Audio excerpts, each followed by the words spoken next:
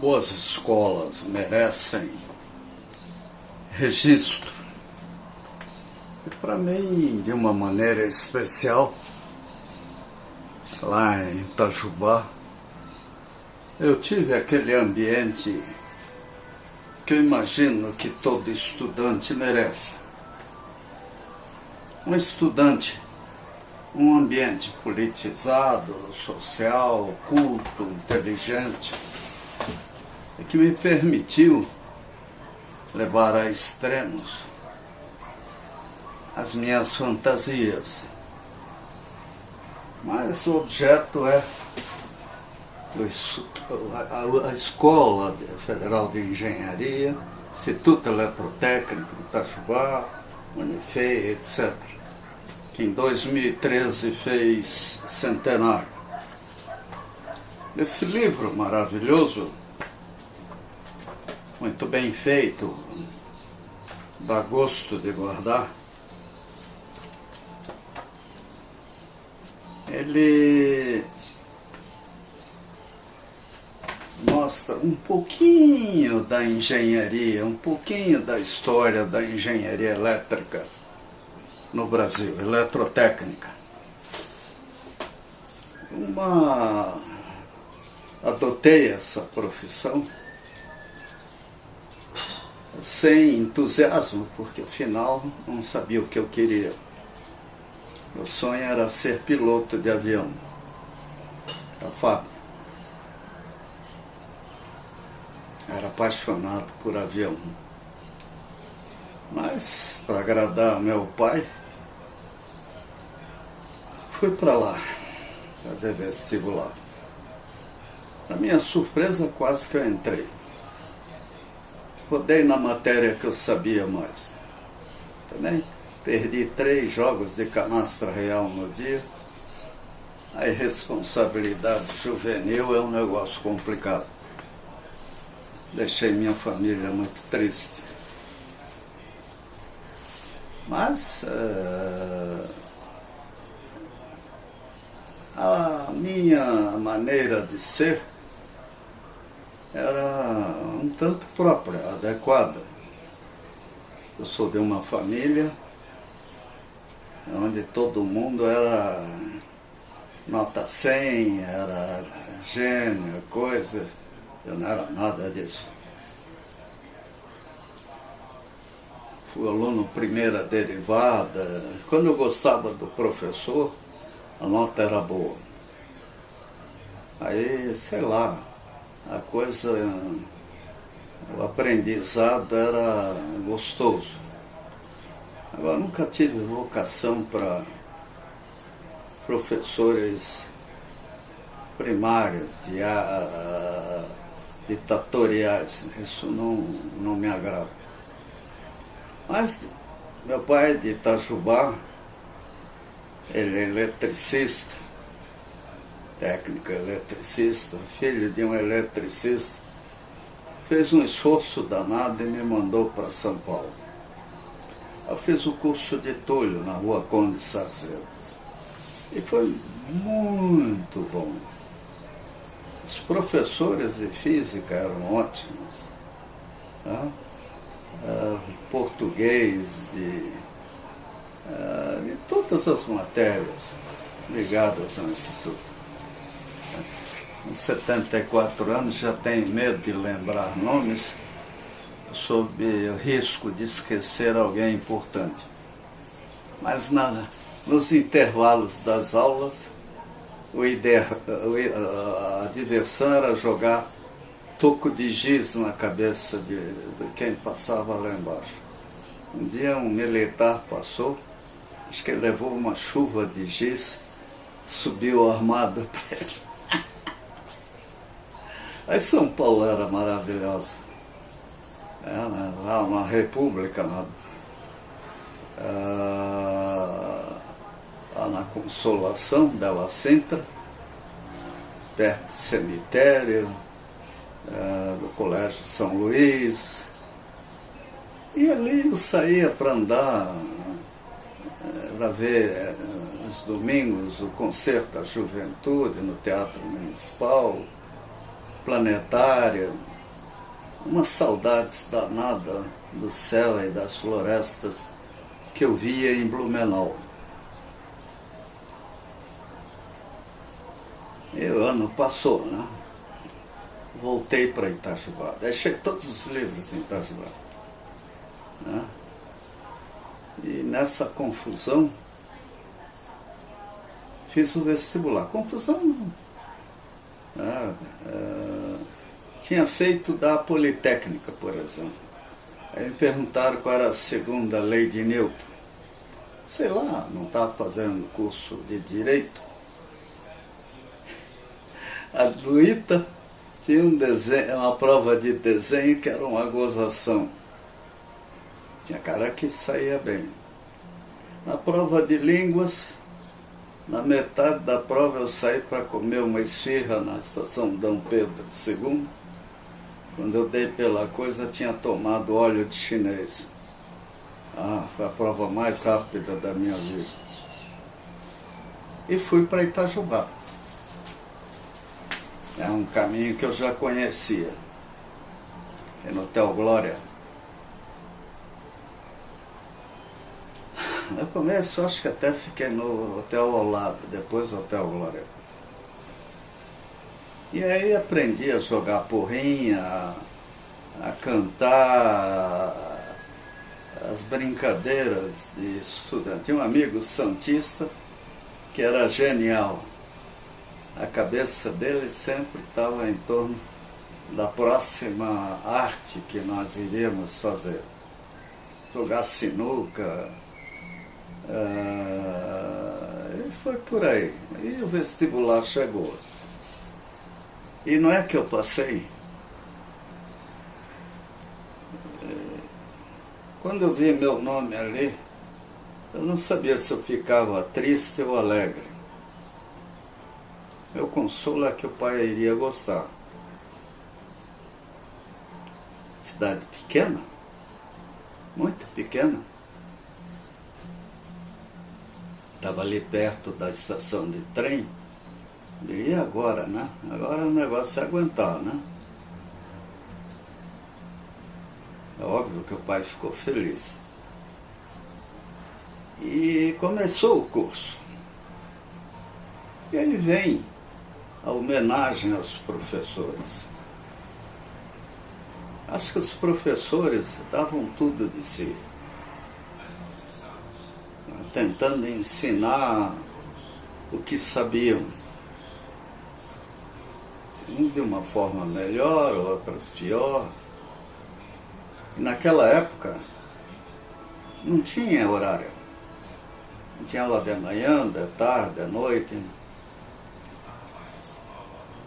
Itajubá tinha muita aula de professores que vinham de Resende, de outros lugares. E assim, por exemplo, não esqueço uma aula à tarde de um professor que tinha uma voz monotônica. Ô soneira. Naquela altura eu já morava em República. Então, a República é uma experiência fantástica. Ali nós tínhamos 3, 4 sargentos, 3 bichos, 3 estudantes de engenharia, 1, 2, 3 pessoas, gente de fora. E as brincadeiras aconteciam. Uma das coisas boas que eu descobri na República era deitar no telhado para ver o céu. Oh, maravilha, gente. A outra era o Bilu, né? As brincadeiras dele, meu colega de República, quadrado, feito doido. E de quarto, lutar boxe, uma luva sem, já vazia. E que coisa estranha, a gente gosta de bater. Eu joguei até, lutei boxe até apanhar feito doido o sargento Maia. Eu pac, ele me deu um cruzado na esquerda, caí dentro do guarda-roupa. Aí, pac, pac, pac, ele deu no outro, botou o queixo no lugar, caiu em cima da cama. Desisti. E mexendo com política estudantil, a geração dos anos 60, ouvia o Sabiá cantar, não sabia onde, e seguia radicalmente os modismos. E os militares se colocaram de uma maneira antipática, querendo impor mudanças que não caíram bem. E no Rio de Janeiro, principalmente, a reação dos estudantes era um fator de excitação. Eu defendi a Revolução, porque eu sabia que o Brasil estava numa anarquia colossal. E no nosso time estava lá o Cury, uma pessoa genial, mas Cury. Ele foi o nosso grande líder. Eu cheguei até programa no telhado da universidade, programa de rádio.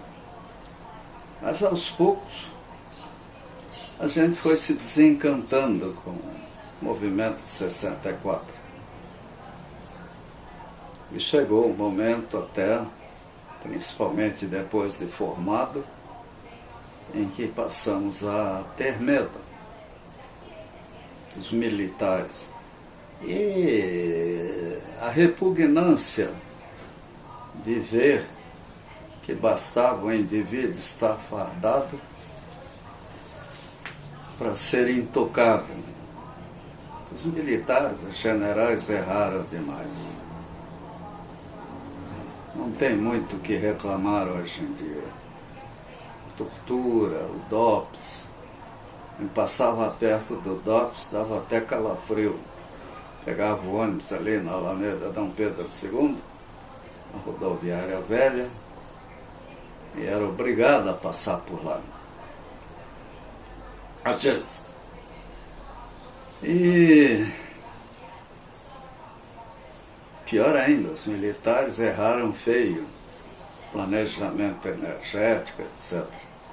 Os Montepios foram um desastre para a minha família. Lado positivo foi acabar com a anarquia entre concessionárias de água, esgoto, lixo, criando as grandes concessionárias estaduais. O lado ruim foi aceitarem receber fábricas e tudo que quebravam. Pegavam o dinheiro do BNDES, quebravam, entregavam, botava o dinheiro no casaco, entregava a calça.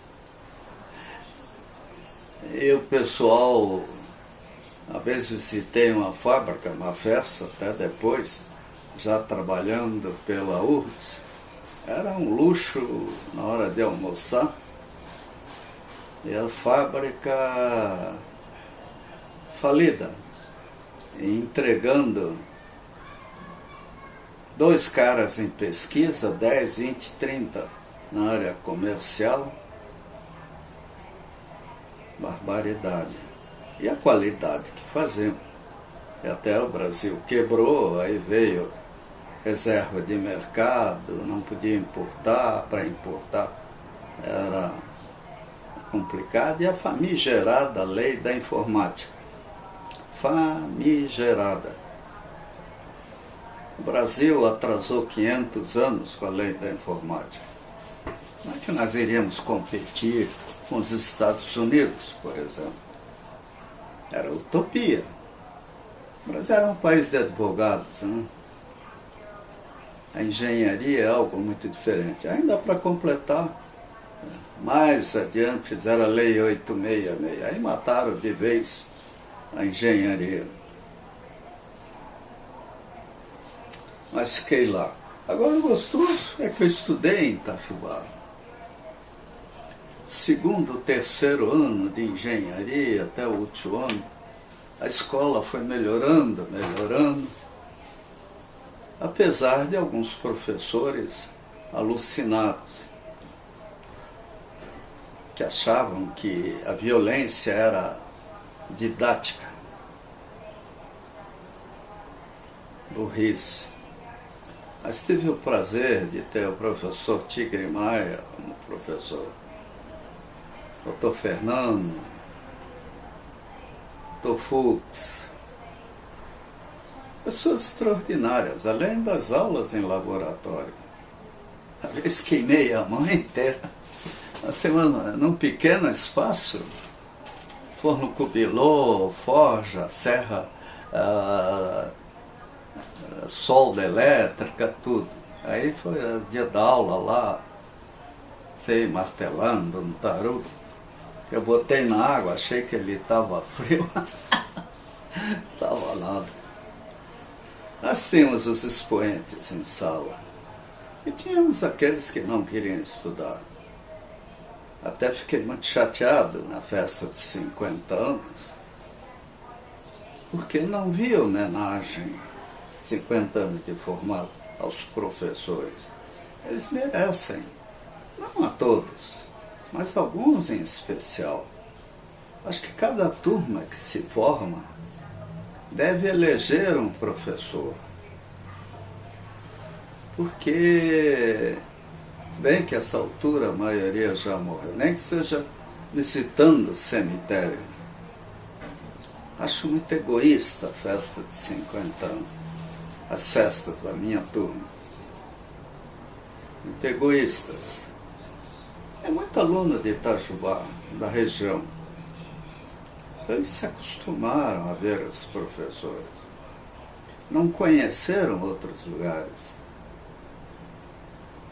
Eu saí de Itajubá para trabalhar, para estudar em Itajubá.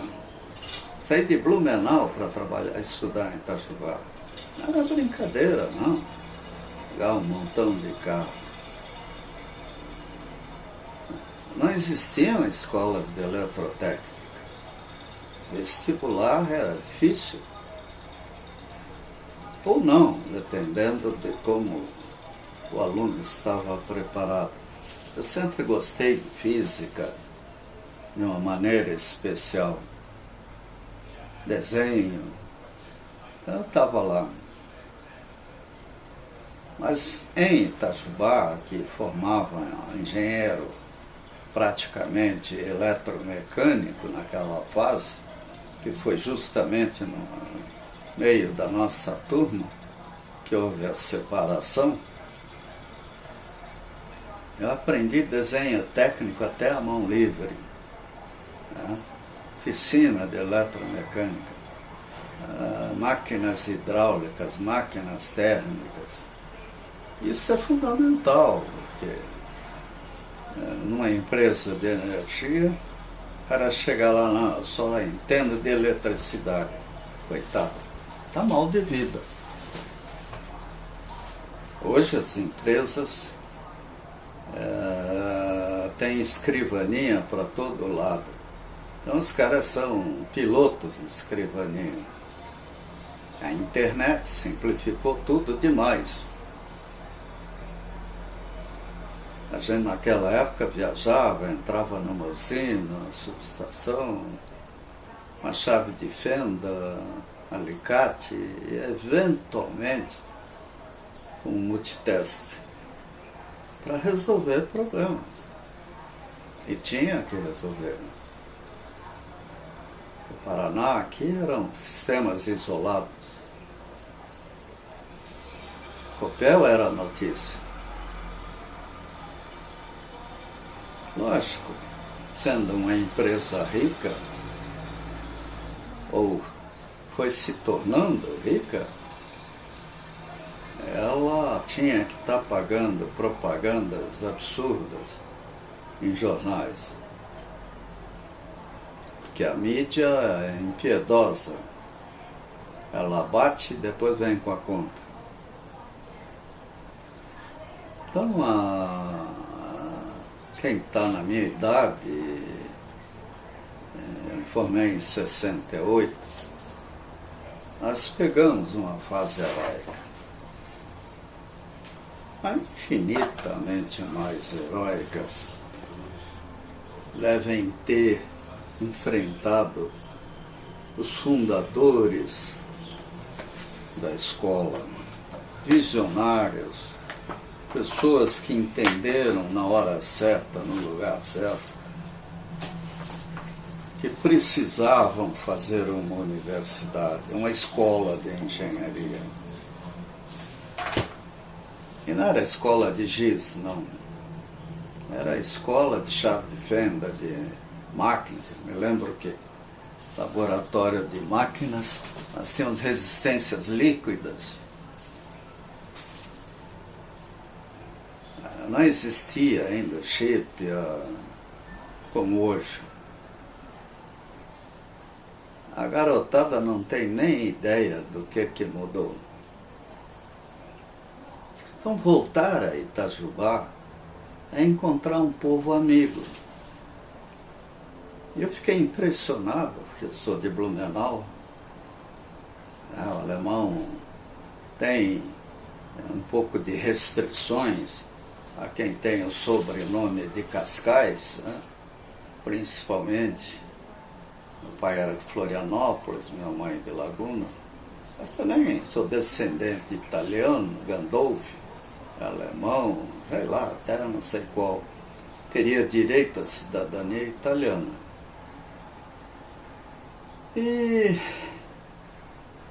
Mas o sobrenome é esse.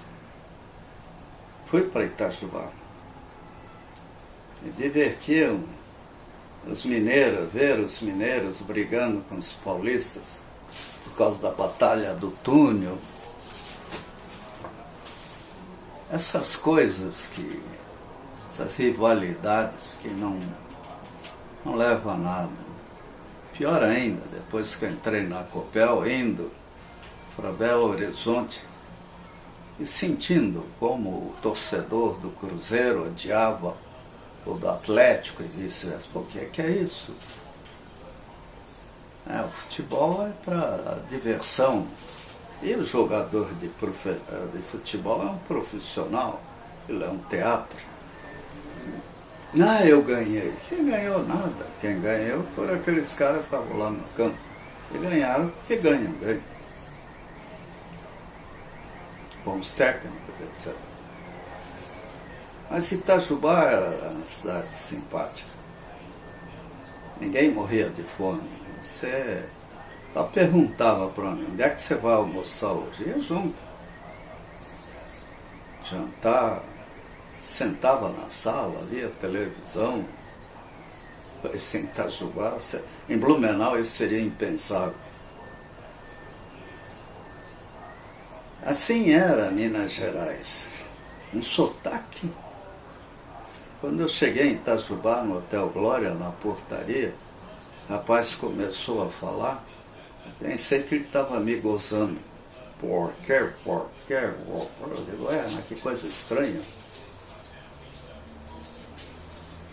E os modismos, né? O tu era ofensa, não podia usar segunda pessoa singular. Então, enfim, eu me confundia todo. Né? A língua portuguesa virava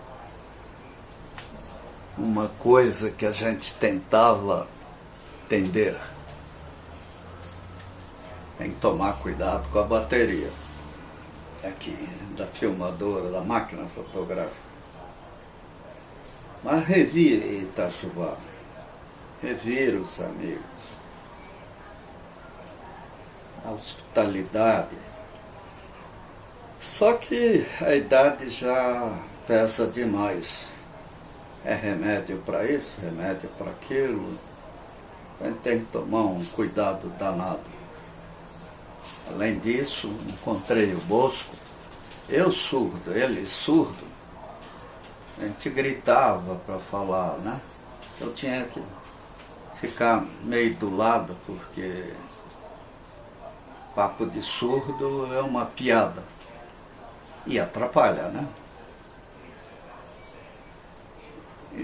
a cidade muda bastante.